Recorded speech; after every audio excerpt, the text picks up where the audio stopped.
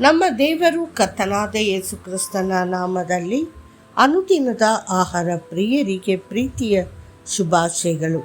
2025 October ತಿಂಗಳ 19ನೇ ತಾರೀಕಿನ ಭಾನುವಾರದ ದೇವರ ವಾಕ್ಯವು ಎಲಿಷಾ. ಇದಲ್ಲದೆ ನಿಮ್ಷಿಯ ಮಗನಾದ ಯೆಹೂವನ್ನು ಇಸ್ರೇಲಿನ ಮೇಲೆ ಅರಸನನ್ನಾಗಿ ಅಭಿಷೇಕಿಸಬೇಕು. ಆಬೇಲ್ ಮೆಹಲಾದ ಶಾಗಟನ ಮಗನಾದ ಎಲೀಷನನ್ನು ನಿನಗೆ ಬದಲಾಗಿ ಪ್ರವಾದಿಯನ್ನಾಗಿ ಅಭಿಷೇಕಿಸಬೇಕು. 1 ಅರಸುಗಳು 19:16. ಇಂದು ನಾವು ಎಲಿಯನನ್ನು ಹಿಂಬಾಲಿಸಿದ ಪ್ರವಾದಿಯಾದ ಎಲೀಷನನ್ನು ಭೇಟಿಯಾಗುತ್ತೇವೆ. ದೇವರ ಕರೆ ಬಂದಾಗ ಅವನು 12 ಜೊತೆ ಎತ್ತುಗಳಿಂದ ಉಳುಮೆ ಮಾಡುತ್ತಿದ್ದನು. 12 ಸಂಖ್ಯೆ ಗಮನಾರ್ಹವಾಗಿದೆ. ಯಾಕೋಬನ 12 ಪುತ್ರರು ಇಸ್ರೇಲ್ ಬುಡಕಟ್ಟು ಜನಾಂಗಗಳಾದರು ಮತ್ತು 12 ಶಿಷ್ಯರು ಕ್ರಿಸ್ತನ ಅಪೊಸ್ತಲರಾದರು.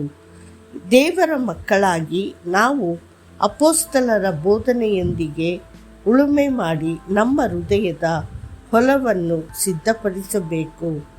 ನೀವು ತಂದೆಯ ಮಾರ್ಗದಲ್ಲಿ ಸತ್ಯ ಮತ್ತು ಯಥಾರ್ಥತೆಯಿಂದ ನಂಬಿಗಸ್ತಿಕೆಯಿಂದ ದುಡಿದರೆ ಆತನು ನಿಮ್ಮನ್ನು ಹೆಚ್ಚಿನ ಸುಗ್ಗಿಗೆ ನೇಮಿಸುವನು. ಎಲೀಷನು ಕೆಲಸ ಮಾಡುತ್ತಿದ್ದ ಹೊಲದಲ್ಲಿ ದೇವರ ಕರೆ ಬಂದಿತು.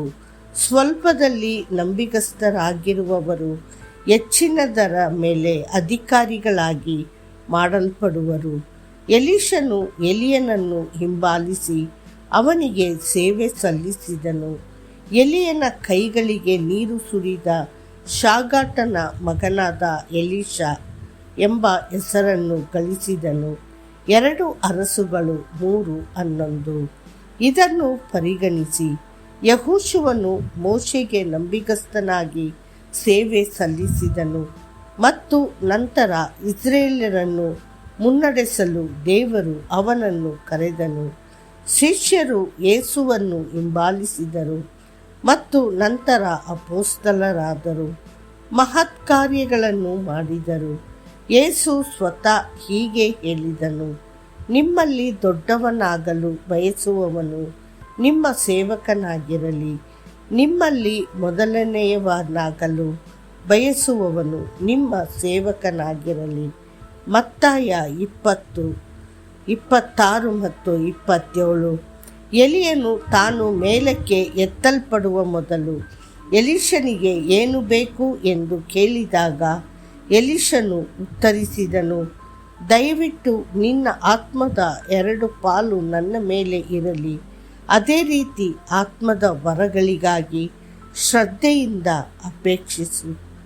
ಆಧ್ಯಾತ್ಮಿಕ ವರಗಳೊಂದಿಗೆ ನೀವು ಎದ್ದು ಕರ್ತನಿಗಾಗಿ ಪ್ರಕಾಶಿಸಬಹುದು, ಆತ್ಮಗಳನ್ನು ಗೆಲ್ಲಬಹುದು ಮತ್ತು ಕರ್ತನು ಮಾತ್ರ ದೇವರು ಎಂದು ಪ್ರದರ್ಶಿಸಬಹುದು.